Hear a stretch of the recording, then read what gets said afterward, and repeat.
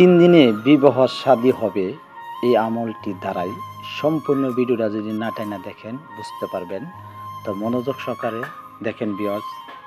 তো সর্বপ্রথম আপনারা যেই ডিভোর্স নারী আছেন, ডিভোর্সি পুরুষ আছেন, বিধবা নারী আছেন, বিধবা পুরুষ আছেন, অথবা কলেজ ভার্সিটি লেখাপড়া শেষ, এখন বিয়ে হচ্ছে না, এবং এমনিতেই বাসা বাড়িতে বাপ মা বড় হচ্ছে, বিয়ে শাদী দিতে পারতেছে না, আসছে না, এবং বান্দা নারী বিয়ে হচ্ছে না, ইনশাআল্লাহুল আজিজ এই আমলটি করলে আপনারা 3 দিনের ভিতরে আমলটি দ্বারা আপনাদের বিয়ে শাদী হবে ইনশাআল্লাহুল আজিজ।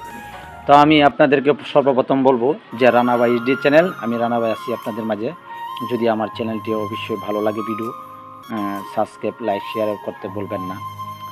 তো সর্বপ্রথম বলবো যে আমলটি আপনারা দেখছেন আল্লাহ তাআলার নাম, আল্লাহ তাআলার 99 নামের যে নামটা আছে ইয়া কুদ্দুস, এই নামটি খুব গুরুত্বপূর্ণ। অনেকে আমরা জানি, স্ক্রিনে দেওয়া আছে ইয়া কুদ্দুস। এই নামটি, এই আমলটির দ্বারাই আপনাদের বিয়ে বন্ধনারী বিবাহ শাদী হবে ইনশাআল্লাহুল আজিজ 3 দিনের ভিতরে। কিভাবে আমলটি করবেন মনোযোগ সহকারে।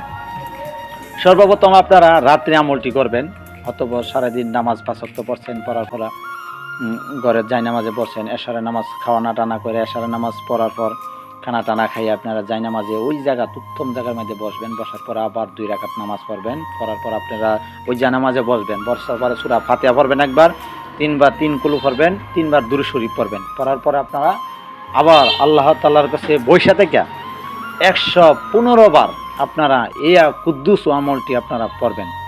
পড়ার পরে সহি শুদ্ধভাবে পড়বেন। পড়ার পরে আবার 2 রাকাত নামাজ পড়বেন। পড়ার পরে আপনারা দোয়া করবেন, হাত উড়াবেন আল্লাহ তাআলার কাছে যে আল্লাহ, যেইভাবে আমার আমলটি দ্বারাই, এই আয়াতের দ্বারা, আল্লাহর এই নামের দ্বারাই আপনাদের বিবাহ শাদী হবে ইনশাআল্লাহ।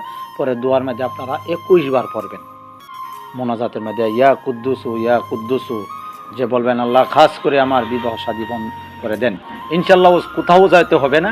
ইনশাআল্লাহ এই আমলের দ্বারা আপনারা ঘরে বসে থেকে আমলটি করতে পারবেন। তবে আজকে এ পর্যন্তই।